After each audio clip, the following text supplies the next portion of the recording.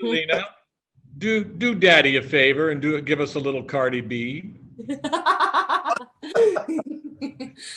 No, I'm not getting good at I'm now. She does a brilliant Cardi B. She does. Yeah, I do a great Cardi B impression. Yes.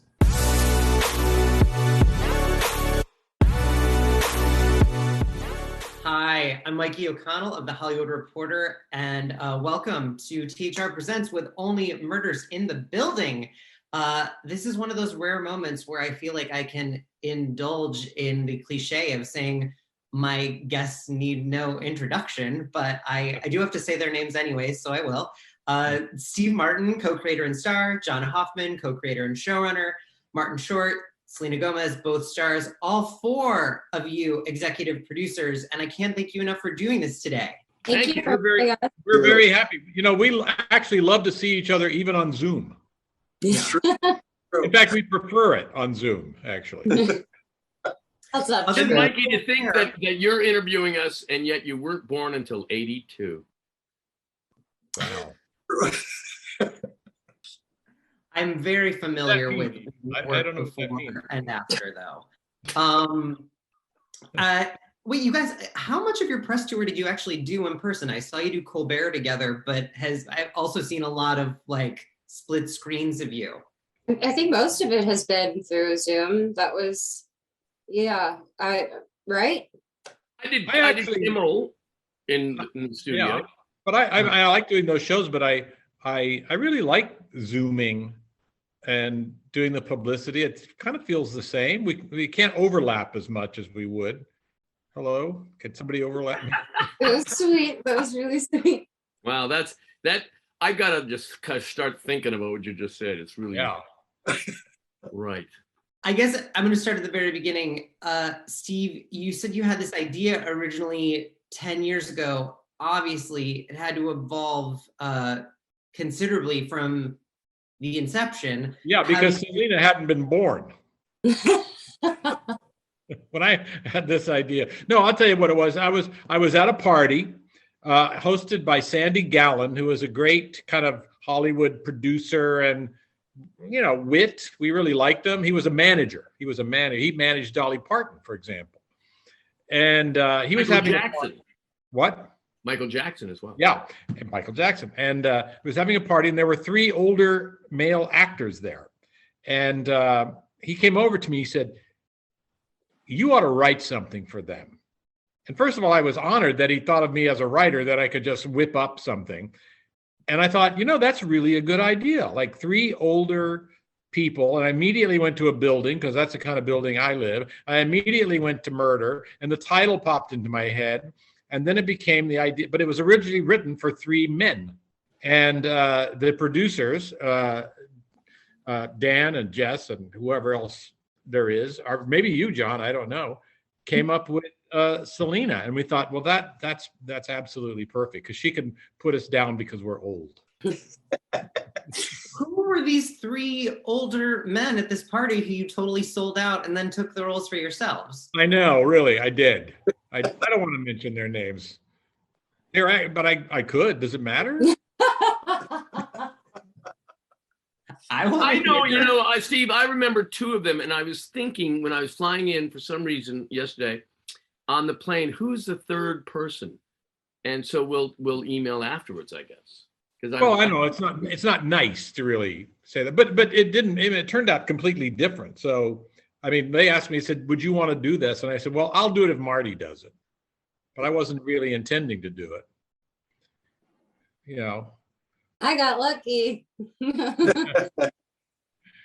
don't need that here. I feel like one thing that changed dramatically since the inception of this idea is probably like the hook of the podcast and the true crime podcast, which is just blown up in popular culture since then. What inspired the choice to lean into that, other than I guess sort of just like the timeliness of the hook? I present to you John Hoffman, whose idea it was. That's so nice. Yeah, lucky day for me for all of it. Selena saying lucky. I mean, please. but to be presented with this idea by Steve, and then it made me think of how, we've got two classic, brilliant comedians, comedic actors, and how to Marty. And Marty. Marty's sitting here. Yeah, boy. Marty's right Hey, there. John, let me just say one thing. I need to know the name of that store you went to, where you went and said, is there any way to buy a really small standing lamp? That looks Am I like really that bad? I know. Well, I no, feel it's like the smallest standing lamp I've ever seen in my life. yeah. Am I alone in this? No, this is the oddest floor lamp in the history of floor lamps. And I like to do It's this. like, It makes no sense. I also look like a giant next to it. I feel well, like I know, and so you bought it from the Linda Hunt estate. That's all I know.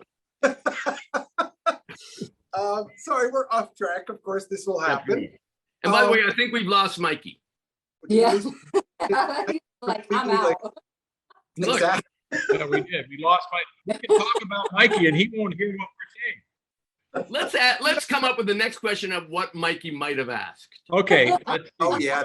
Say, how do you guys get along on the set? Is there tension, or do you get along well? No. We get along very well. Uh-huh.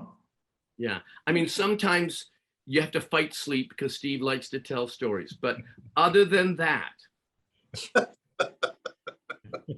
You guys. No. Selena, that lamp, come on. You got big time. Selena, how did you feel acting with these two legends? Are you nervous? Now that is going to be asked. There we go. We've Mikey's been back. asking you- Mikey, I didn't get to say it, but the podcast is just, yes, that was the thinking about these two classic comedians and thinking like making a classic meets modern. We did that with casting the brilliant Selena Gomez opposite these two guys, and modern as they get with Selena. And then the idea of Steve's idea with the murder mystery. And then I thought, okay, sort of Steve had cast himself and Marty as a director and an actor. And I thought, how do you get the most comedic bang for your buck out of that? You put them in a new production. So a new production of their own podcast came to me, and they thought, well, that's how it's going to be, sort of like a brilliant back and forth of actor director dealing with their own podcast. And by the way, when you came, it's like 2 years ago you came in with Right. this. Yeah. I don't think podcasts were as big. They kind of exploded since then. Or am I wrong, or just out of touch? No, we were riding the wave. We were riding the wave of it. Yes. I think, no, it had probably in the last 8 years or so. I think Serial was about 8 years ago, but it's certainly gained in popularity and expanded as far as the pandemic. Certainly in the last two, it's really, really gotten hot. Just to build up your Well, argument. you got a set of headphones, so that had to help your podcast thing going. All three of the central characters are hiding something. They're not murderers, but they are hiding something. And Oliver's poor, Charles is lonely, and Mabel knows way more than she's letting on. And I guess I'm wondering, watching the show, like, how did this idea of all this like secrecy inform your performances? I think, well, because Mabel was obviously holding a very big secret from the beginning. I guess I always just kept it in the back of my mind, and when I was bonding with with Steve and Marty's characters, I felt like I was a little, I don't know, like I had to keep that in mind. So it definitely helped with, my performance, I think, I hope.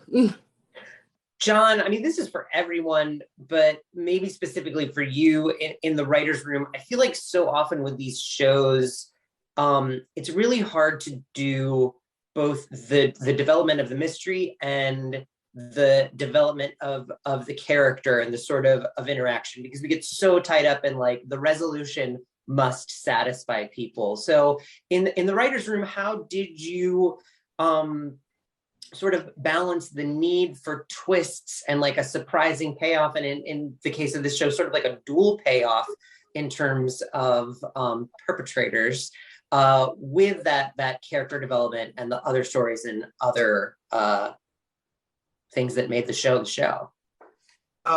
Yeah, it was challenging for sure. The tones of this show are vast, and I always say that the tone of this show is New York. Walk 10 blocks in New York, and you're going to experience something that scares you, something that makes you laugh, something that intrigues you, and then something, a Broadway show is promoting itself in the middle of the street. So I thought the whole show should have this feeling of New York.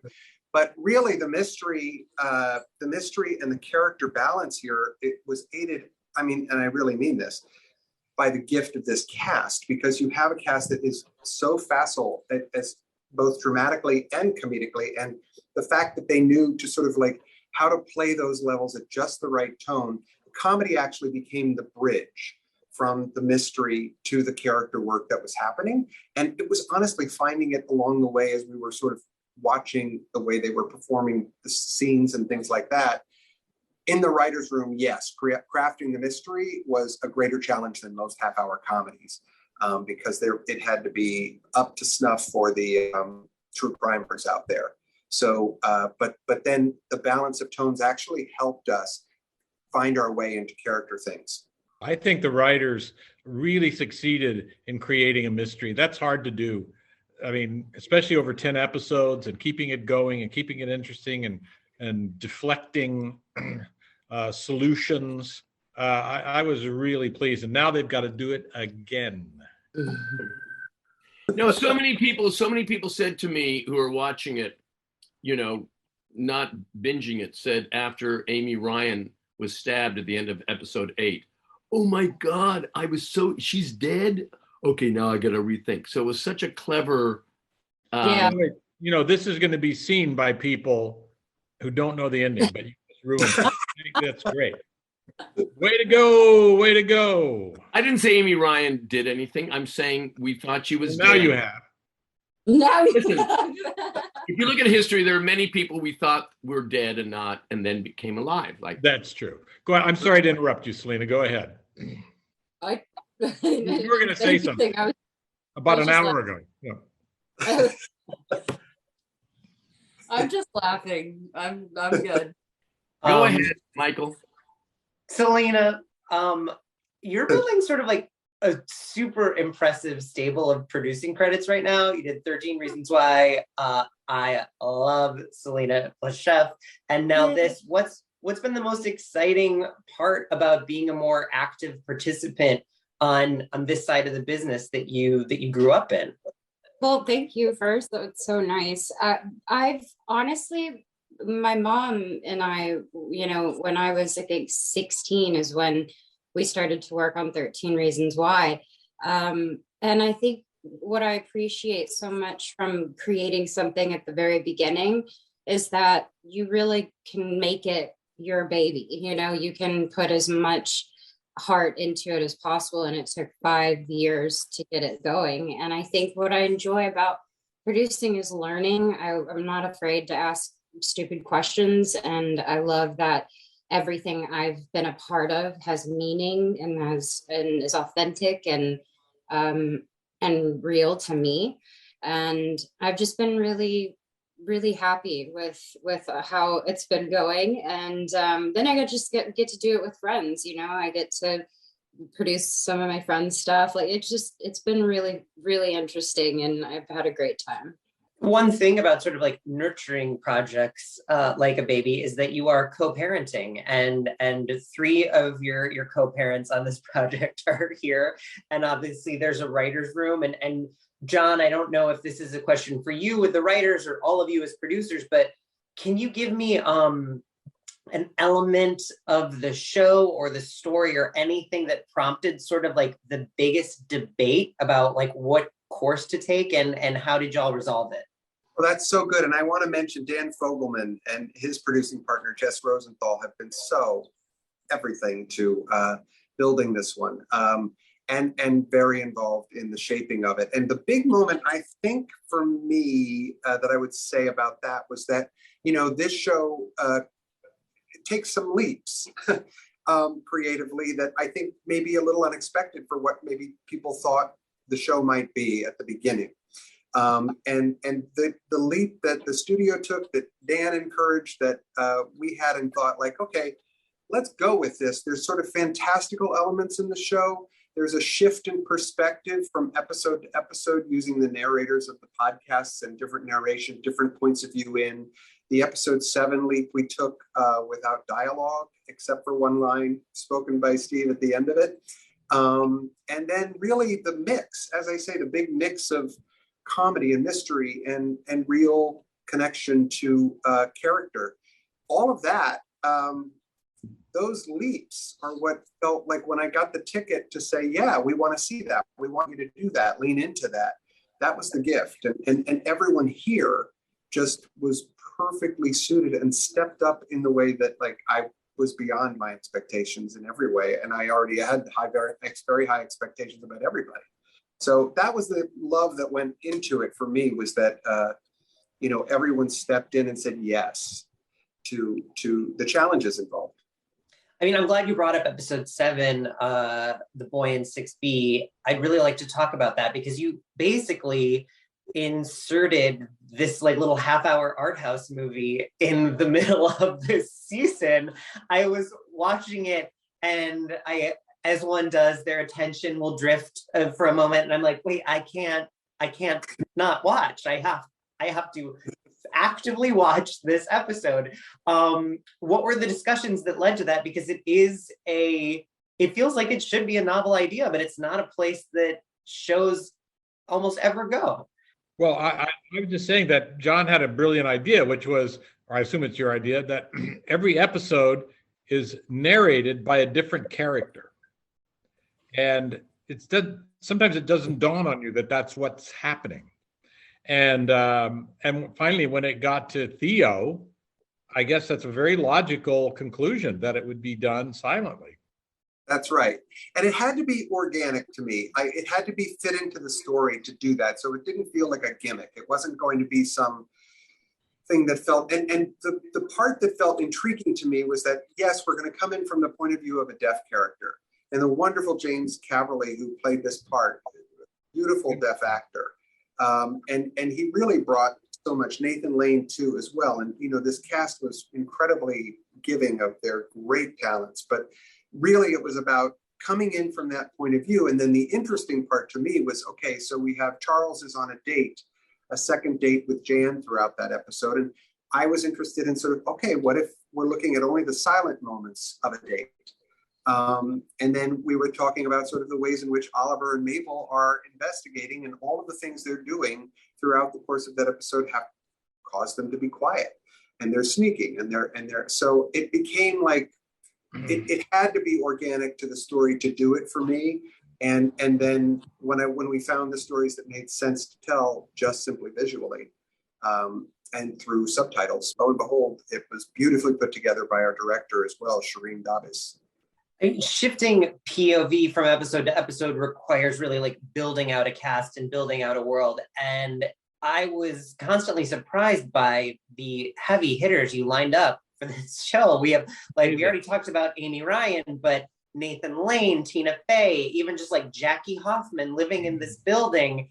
What was the casting outreach like on this show? Were you guys just like calling all the all-stars in your Rolodex? I'll tell you exactly what it was. Once my wife agreed to her one-line part, everybody else fell in. That's right. Steve's wife was the key to everything, which is right. Look at never acted before, ever. Yeah, exactly. And she was great, Cindy. Yeah. But these three, it was all that took. You simply say you're doing a show with these three people in it, and it was a magnet during a time. Again, we shot this during the pandemic, and it was very challenging. And the most moving part of it to me was the fact that people came to it, everyone wanting to connect in a show about wanting to connect, and but really putting themselves out there in a way during a time when people weren't putting themselves out there. And they came because of these three people, and it was made with this real tightrope walk of a feeling, which I think you also feel. People were there because they cared and they wanted to be there and make it for the right reason. Martin, I don't need you to name names, but I Oh, would he'll name assume names. I He'll will. name names. Don't worry. Yeah. I would assume that you have you've worked with a lot of like blowhard producers, be they film, television, or Broadway, in Dan your Fogelman, career. Did you pull pieces from real people for some of the more like shilly moments and like trying No, to no, sell not this? specific, but You didn't certainly. have to. No, I think it's always fun to play an egocentric character, you know, and then to work with one. It benefits the journey. But I would say mainly it's, you know, Oliver is a character that is under, you know, pressure because he's under financial, but I think he's damaged relationships, certainly with his son and wife, through his own narcissism and his own agenda. First, let me just add something that this character, the cartoon version of Marty's character, I'm being serious, is right up his alley. You've played it before, you've done it in sort of the sketch form. But here, as he's gotten older and played these complex parts, like on the morning show, and other things, he's gotten richer and deeper. And so it's like a blend of deeply understanding the comic aspect of what he's doing with this element of weight on it that he's added. It's really good. Thank you, Stephen. I mean, I don't like what he's doing, but I mean, people seem to. And Steve, what he's doing, I mean, I look at it and I go, so it's really it's a wonderful experience. I want to reference another experience because Steve and Martin, I couldn't help but feel that the sequence of physical comedy in the finale was informed by your work together on Father of the Bride Part 2. And I'm talking about the doped up Steve needing to be sort of like Weekend at Bernie's around the Arconia. And am I incorrect for seeing a parallel here? Because it's an iconic piece of cinema. We didn't write that. The writer's room wrote that.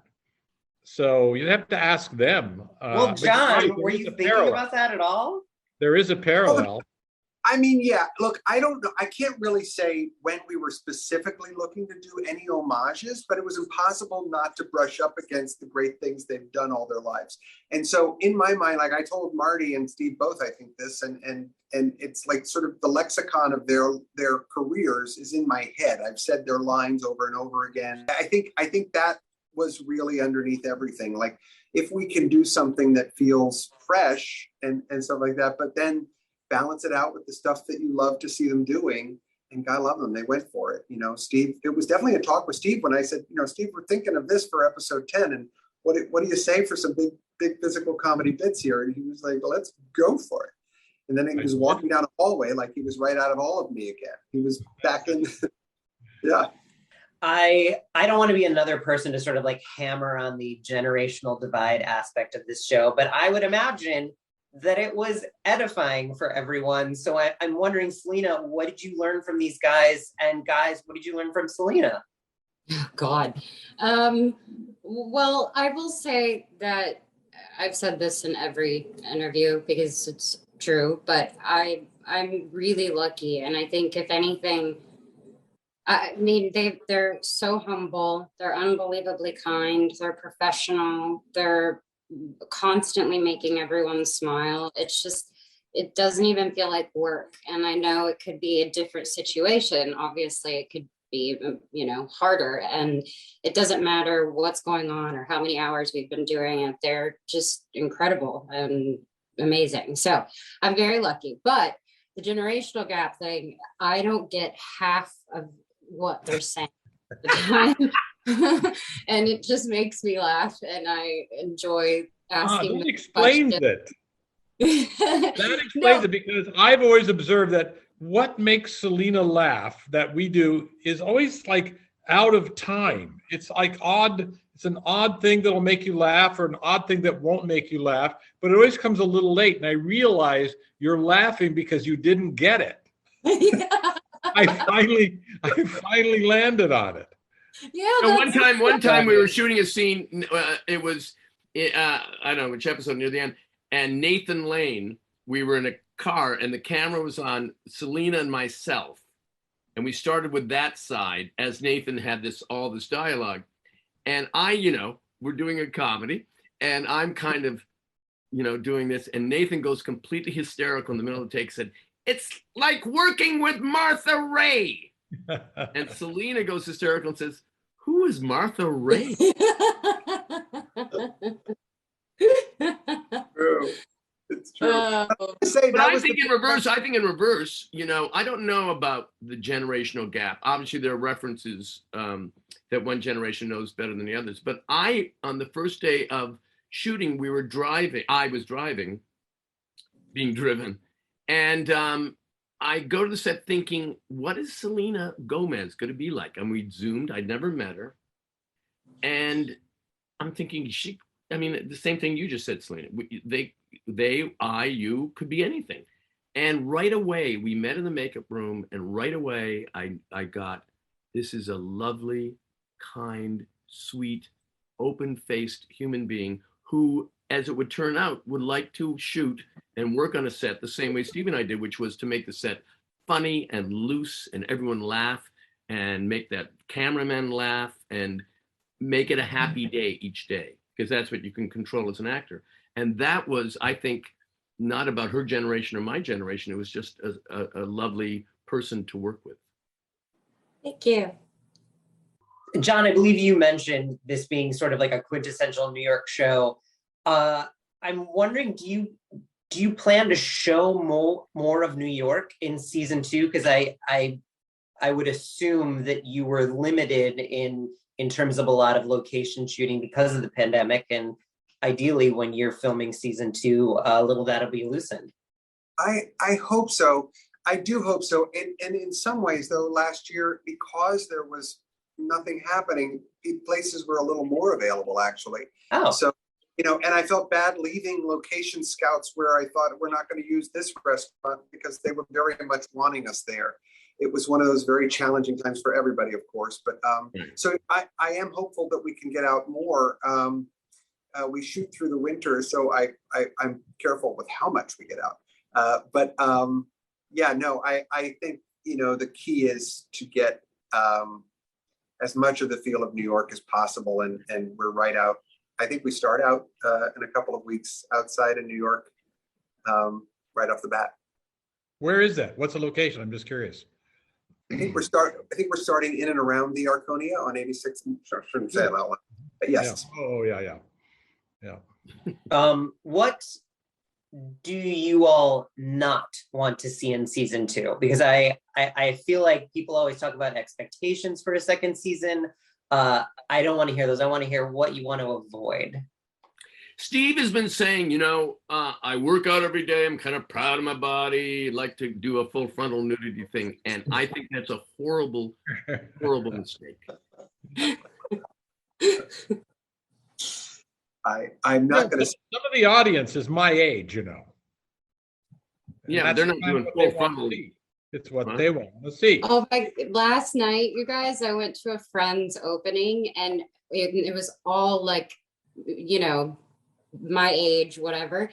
Everyone started chanting, "This sends the investigation into a whole new direction." Oh, I love that. They were like, cheers to it. It was so cute. Great. Sorry, I wanted to. I love that. I'm so happy. That's great. Well, it's love that. It's actually hard to know what you don't want to see because, we don't want to repeat what we've done, so it ever has to keep going. And yet we are the same characters with the same traits. That'll be a challenge. Of course, I'm very excited for Mabel this season. You what?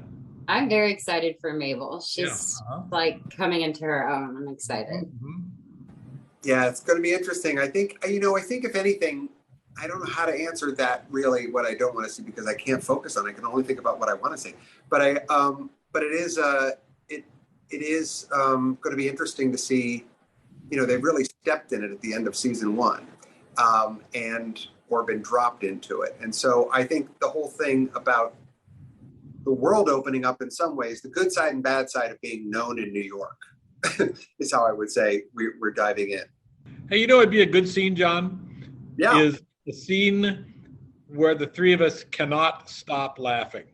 I mean, Stan Laurel did it, and it was hilarious. He can't stop laughing. Right. And it would show a real relationship between the two. They're like children, who can't stop laughing till your sides hurt. I love that. It also be fun to play. Laughing is a very hard thing to do on film because it's hard to get yourself in the mood, and it's also quite painful if you have to do it for a long time. Your sides literally ache. Another great workout. Would you call yourself a rugged man? No, I mean, as long as I don't have to laugh. Selena has one of the best laughs I've ever heard. I love it. Really do. Sometimes it's really really loud. Hey, Selena, do Daddy a favor and give us a little Cardi B. No. I'm not getting good at I'm now. He does a brilliant Cardi B. Yeah, she does. Yeah. I do a great Cardi B impression. Yes. I think it would be great to have to use her. You have to pose like Cardi B on the phone, so you do the voice.